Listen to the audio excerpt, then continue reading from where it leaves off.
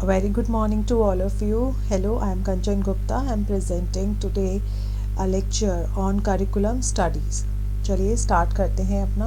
हमने पिछले पार्ट में फिलोसॉफिकल फाउंडेशंस पढ़ा था। आज जो हम करने जा रहे हैं that is historical foundations of curriculum unit जो हमारी 5 है करिकुलम स्टडीज़, उसका पार्ट 3 है ये, और उसमें से सिर्फ अभी हम ए ही पार्ट कर रहे हैं, राइट। ए ही पार्ट चल रहा है अभी, तो हम लोग कोशिश करेंगे कि जल्दी से इस पार्ट को कवर अप कर लें। सो ये अपडेटेड सिलेबस के अकॉर्डिंग है सब कुछ, यहाँ पे देख सकते हैं आप, अपडेटेड सिलेबस है, उसी के अकॉर्डिंग जो है हमारे लेक्चर्स चलेंगे। चलिए स्टार्ट करते हैं। Historical foundations. देखिए, हिस्टोरिकल जो फाउंडेशंस हैं उसमें जो हिस्ट्री के कुछ ऐसे फिलोसोफर्स हैं जिन्होंने करिकुलम का बेस बनाया, करिकुलम के बारे में क्या होना चाहिए, करिकुलम किस तरीके से फॉर्म होना चाहिए, किस तरीके से उसमें ऑब्जेक्टिव सब कुछ जो है चीज़ें जो बहुत इम्पॉर्टेंट होती हैं वो किस तरीके से फॉर्म होनी चाहिए, उसके बारे में बात की है। तो ये हमारे जो है 6 फिलोसोफर्स कह सकते हैं आप। एक है फ्रैंकलिन बॉबेट, वेरेट चार्टर्स, विलियम किलपैट्रिक जिसे आप जानते हैं, जिन्होंने प्रोजेक्ट मेथड दिया था, हम सब जानते हैं ये। हार्लॉट रग हैं, हॉलिस कैसवेल है एंड रॉल्फ टायलर हैं, इनके बारे में भी हम जानते हैं। तो हम आज जो है इनके बारे में छोटा छोटा डिस्क्रिप्शन पढ़ते हैं ताकि ये हमें पता चल सके कि जो करिकुलम है उसका जो फाउंडेशन है हिस्टोरिकली किस तरीके से फॉर्म हुआ है। So let's start. चलिए, सबसे पहले हमारे जो फिलोसोफर हैं वो है फ्रैंकलिन बॉबेट। तो थोड़ी बहुत इनके बारे में इंफॉर्मेशन मैं आपके साथ जो है शेयर करती हूँ। फ्रैंकलिन जो बॉबेट हैं वो नॉर्थ अमेरिकन एजुकेशनिस्ट हैं एंड यूनिवर्सिटी प्रोफेसर हैं एंड राइटर भी रही हैं, एंड ही बेसिकली जो है specialized in the field of curriculum में ही इनका जो है महारत हासिल है इन्हें, and he became famous for developing the modern concept. जो इन्होंने बनाया था वो था ऑब्जेक्टिव एनालिसिस। आप ये लिख सकते हैं अपनी नोटबुक में, ठीक है। बहुत बेसिक चीज़ें पढ़ेंगे, इतना नहीं पूछा जाता, बट वी शुड नो कि जो फ्रैंकलिन बॉबेट जिन्होंने एक्चुअली हमारे करिकुलम फॉर्म किया था उनके अंदर ऐसी क्या खास बात थी या उनके द्वारा दिए गए कैसी टर्म्स थी जिनके बेसिस पे जो है इनको हम फाउंडेशंस में पढ़ रहे हैं। सो ये क्वेश्चन सबके मन में आता है, इसीलिए मेरा मेन फोकस है कि मैं आपको इनके सिर्फ छोटी छोटी बेसिक चीज़ें बताऊँ, राइट। सो फ्रैंकलिन जो बॉबेट थे उन्होंने 5 स्टेप्स ऑफ करिकुलम बताए थे, जिसमें से 5 स्टेप्स आप समझ सकते हैं कि जो करिकुलम फॉर्म होना चाहिए, जैसे कि एनालिसिस ऑफ ह्यूमन एक्सपीरियंसेस। सबसे पहले हम करेंगे एनालिसिस ऑफ ह्यूमन एक्सपीरियंस। ये भी इतना इम्पॉर्टेंट नहीं है, लेकिन हम फिर भी कोशिश करते हैं जॉब एनालिसिस, ताकि हमें इनके बारे में काफ़ी कुछ जो है जानने को पता लगे। थर्ड जो इन्होंने कहा, क्रिएट ऑब्जेक्टिव्स, कि ऑब्जेक्टिव्स को क्रिएट करें। फोर्थ, सेलेक्ट ऑब्जेक्टिव, जब हमने क्रिएट किया उसमें से सेलेक्ट करें कौन से हैं, एंड द प्लान, उसके बाद प्लान करें, राइट। इन्होंने कन्वेंशनल जो स्कूल सब्जेक्ट्स थे उनको एलिमिनेट कर दिया। उन्होंने कहा जो भी कन्वेंशनल स्कूल यानी कि पुराने जो थॉट्स कन्वेंशनल स्कूल के थॉट्स हैं उनको इन्होंने क्या किया, एलिमिनेट कर दिया। And have a curriculum related to living. उन्होंने कहा जो करिकुलम होना चाहिए वो कैसा होना चाहिए, लिविंग पर्पस से, जो बच्चों को लिविंग यानी कि जीने के लिए वोकेशनल होना चाहिए। चलिए इनके बारे में पढ़ते हैं। He presented the curriculum as a science that emphasis on the students need. Curriculum prepare student for adult life. आप देख रहे हैं यहाँ पे एडल्ट लाइफ के लिए प्रिपेयर करता है। To Bobbitt, objectives with the corresponding activities should be grouped and sequenced. That means वो objective, देखा मैंने यहाँ आपको बताया था ना, objective analysis जो है फ्रैंकलिन बॉबेट ने दिया था, इसीलिए उनका क्या मतलब है, जो objectives होते हैं कि मेन फोकस कहाँ है, मेन जो है करिकुलम को हम जो फॉर्म कर रहे हैं उसका पर्पस क्या है, अगर हम उन्हें एक्टिविटी के साथ ग्रुप करें और उसे सीक्वेंस करें तो वो करिकुलम बन जाता है। And this can only be done if instructional, देखिए ऑब्जेक्टिव्स आर क्लैरिफाइड। अगर हमें ऑब्जेक्टिव पता हो, अगर हमें गोल पता हो, तो हम डायरेक्टली जो है अपने जो है अचीवमेंट की तरफ मूव ऑन करते हैं। सो ये थे फ्रैंकलिन बॉबेट जो हमारे हिस्टोरिकल फाउंडेशन के नंबर 1 जो है आप कह सकते हैं चीज़ें हम पढ़ रहे हैं, क्योंकि आज हम 6 पढ़ने वाले हैं। तो नंबर 1 जो फिलोसोफर्स थे वो हैं फ्रैंकलिन बॉबेट। चले नेक्स्ट पे चलते हैं। चलिए नेक्स्ट है वेरेट चार्टर्स। वॉरेन चार्टर्स जो थे पायनियरिंग रिसर्चर्स हैं, इनका जो कार्यकाल है आप देख सकते हैं 1875 से 1952 है, right.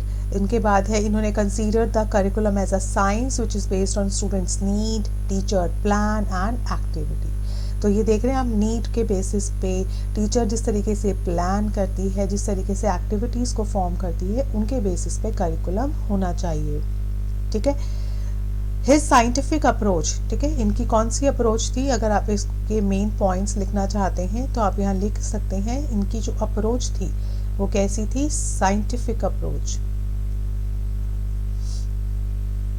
His scientific approach to curriculum development through analysis of life activity, उन्होंने कहा कि जो करिकुलम में लाइफ एक्टिविटीज़ होनी चाहिए, साइंटिफिक सब्जेक्ट्स होने चाहिए, ठीक है। And he was a professor and director थे of the bureau of educational research. He was a director and professor of in a Ohio university, ठीक है। चलिए, Warren Charters to him according to his curriculum is a science. It gives emphasis on students' need, listing of objectives and matching these with corresponding activities ensures that content your subject matter is related to objectives. अगर हम objectives को उनके correspondingly activities के साथ involve करते हैं तो हमारा जो subject matter है वो भी एक objective बन जाता है। That means objective का basic क्या होता है, जहाँ पे कुछ form है, कुछ चीज़ें जो है वो वेरीफाइड है। जहाँ पर हम साइंस की बात करते हैं वहाँ हम ऑब्जेक्टिविटी की बात करते हैं। ये मेरी बात से आप सहमत हैं?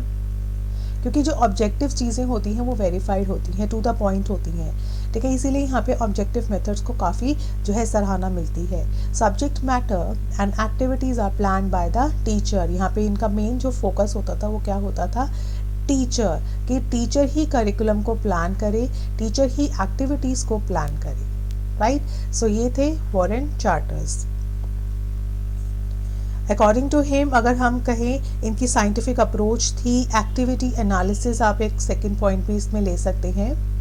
अगर आप यहाँ सेकंड पॉइंट देखिए, फर्स्ट है इनकी जो अप्रोच थी वो साइंटिफिक अप्रोच थी and the second one is activity analysis. Activity की एक्टिविटी को ये अच्छे तरीके से एनालिसिस कर लेते थे, ठीक है। चलिए, ये थे हमारे वॉरेन चार्टर्स। नेक्स्ट जो है वो है विलियम किलपैट्रिक। बहुत ही इंपॉर्टेंट है विलियम किलपैट्रिक, क्योंकि इन्होंने क्या दिया था, प्रोजेक्ट मेथड। देखिए यहाँ पे अंडरलाइन भी है, उन्होंने क्या दिया था, प्रोजेक्ट मेथड।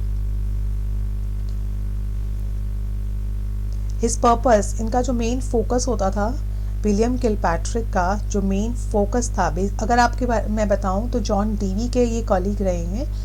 जो जॉन डीवी के बारे में आप जानते ही हैं, तो इनके जो है कॉलीग रहे हैं विलियम किलपैट्रिक। उन्होंने कहा कि जो करिकुलम है वहाँ क्या होना चाहिए, purposeful activities and child centred. जो भी करिकुलम हो वो कैसा हो, उसमें पर्पसफुली एक्टिविटीज़ को इन्वॉल्व किया जा सके and second one child centred हो। तो ये दो चीज़ें हम ज़रूर इनके बारे में मेन पॉइंट लिख सकते हैं। इन्होंने कहा स्मॉल ग्रुप इंटरेक्शन बहुत होना ज़रूरी है। आप थर्ड पॉइंट में इसको इन्वॉल्व कर सकते हैं कि स्मॉल ग्रुप इंटरेक्शन होना बहुत ज़रूरी है ताकि बच्चों का जो है दिमागी विकास हो सके। उसके बाद आप कह सकते हैं यहाँ पे नो रूट मेमोराइजेशन, क्योंकि प्रोजेक्ट मेथड पे बेस्ड था, तो यहाँ पे जो रूट मेमोराइजेशन है उसको जो है अलग कर दिया गया था।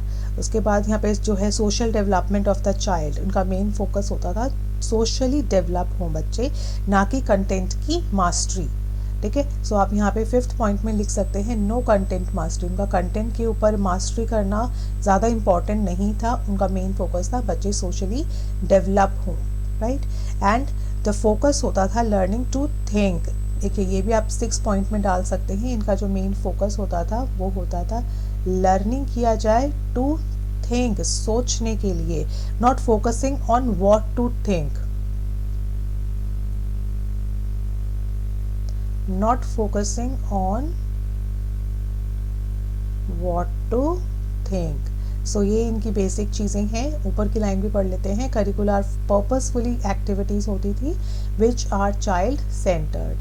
So the purpose of curriculum is child development and growth. So he introduced the project method, where teacher and students plan the activities. So basic अगर हम इसकी चीज़ें पढ़ते हैं, अगर इसको सम अप करती हूँ तो विलियम किलपैट्रिक कहते थे पर्पसफुली एक्टिविटीज़ होनी चाहिए, बच्चों की जो भी करिकुलम है वो चाइल्ड सेंटर्ड होना चाहिए, टीचर उनको प्लान करे, स्मॉल ग्रुप इंटरेक्शन होना बहुत ज़रूरी है, रोट मेमोराइजेशन नहीं होना चाहिए, बच्चे जो हैं वो चीज़ें खुद करके सीखें, कंटेंट की मास्टरी होना ज़रूरी नहीं है, एक्सेप्ट सोशली डेवलपमेंट बहुत ज़रूरी है बच्चों का, लर्निंग होनी चाहिए टू थिंक ना कि व्हाट टू थिंक। सो ये बहुत अच्छी बात है, यहाँ पे आप इसको स्टार कर सकते हैं कि लर्निंग कैसी हो, learning to think not focusing on what to think, right. So ये थे विलियम किलपैट्रिक। चलिए हमारे जो फोर्थ है वो है हार्लॉट रग। हार्लॉट रग इन्होंने दिया था होल चाइल्ड, बच्चों के फुली विकास हो। हार्लॉट रग कहते हैं emphasized the social studies in the curriculum and the teacher plans the lesson in advance। और बच्चों के लिए जो टीचर है वो लेसन को पहले ही प्लान करके रखे, इनका मेन फोकस था। To him curriculum should develop the whole child, wholesome development बहुत ज़रूरी है, चाइल्ड सेंटर्ड होना बहुत ज़रूरी है, and should produce the outcomes, कि बच्चों के अंदर आउटकम्स क्या आएंगे, बच्चे लर्निंग एक्सपीरियंस, बच्चे करिकुलम पढ़ने के बाद क्या गेन करेंगे, ये सब करिकुलम में होना चाहिए। He also emphasised on the social studies and basic इनका था कि टीचर प्लान करे करिकुलम को इन एडवांस, बहुत ज़रूरी है कि करिकुलम पहले से प्लान हो। चलिए हॉलिस कैसवेल जो थे, ही सीज द करिकुलम, उन्होंने जो करिकुलम को किस तरीके से देखा, he sees the curriculum as a organized around social functions of themes, organized knowledge, learners' interest. He believes that curriculum is a set of experiences. Subject matter is developed around social functions and learners' interest। अगर आपने notice किया हो तो यहाँ पर किस चीज़ की बात ज़्यादा हुई है, सोशल फंक्शंस, की बच्चों को सोसाइटी के लिए तैयार किया जाए, बच्चों को सोसाइटी में होने वाले चेंजेस के अकॉर्डिंगली तैयार किया जाए, उन बच्चों को बताया जाए कि किस तरीके से जो है सोसाइटी में सारे थीम्स, नॉलेज, लर्नर का इंटरेस्ट मैटर करता है।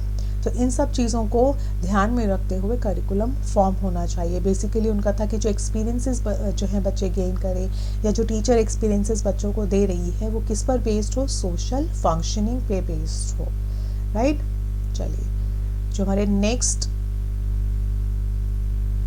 हैं रॉल्फ टाइलर, ठीक है, इनका जो कार्यकाल आप देख सकते हैं 1902 से 1994 तक रहा है, and he believes that curriculum is a science.